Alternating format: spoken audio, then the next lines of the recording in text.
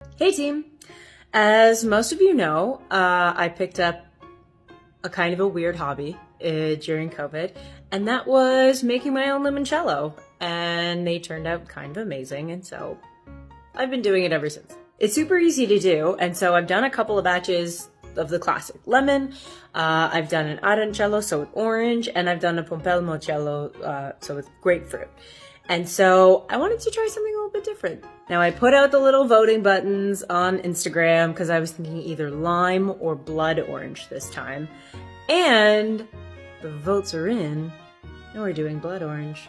Although let's be real, I'll probably end up doing a lime some point in the near future. I'm really looking forward to trying out blood orange because as you guys know, when you're doing a limoncello, you only use the peels. So you're not actually going to be putting any of the juice, like that really ruby red juice, into the limoncello.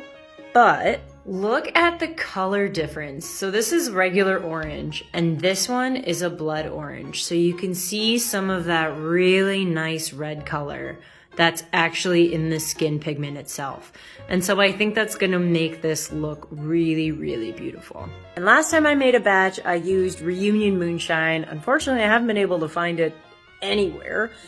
And so we're gonna go back to this classic Polish grain alcohol, which, kid you not, is 76%. And I managed to find it at the LCBO. Now, typically for a limoncello, for basically one batch, when I use 750 mils, I use about a dozen lemons, depending on the size of them.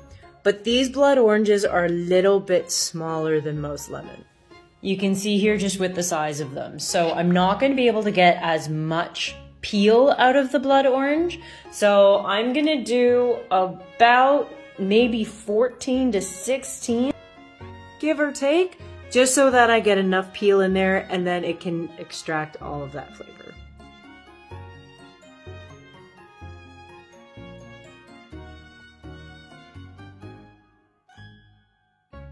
And for anybody wondering why a lot of times it's actually quite tedious to put together like a limoncello or something like that, it's because you're not just peeling the fruit and putting it in the jar.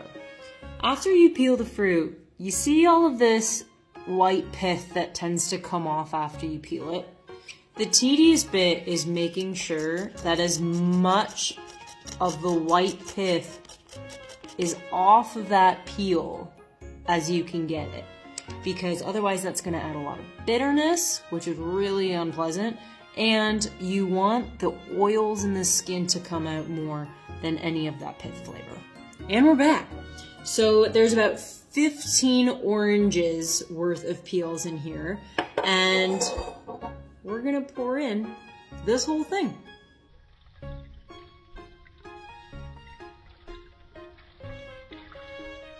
And that's it. We're not gonna put anything else in here, and these are going to sit and get nice and friendly for 3 weeks.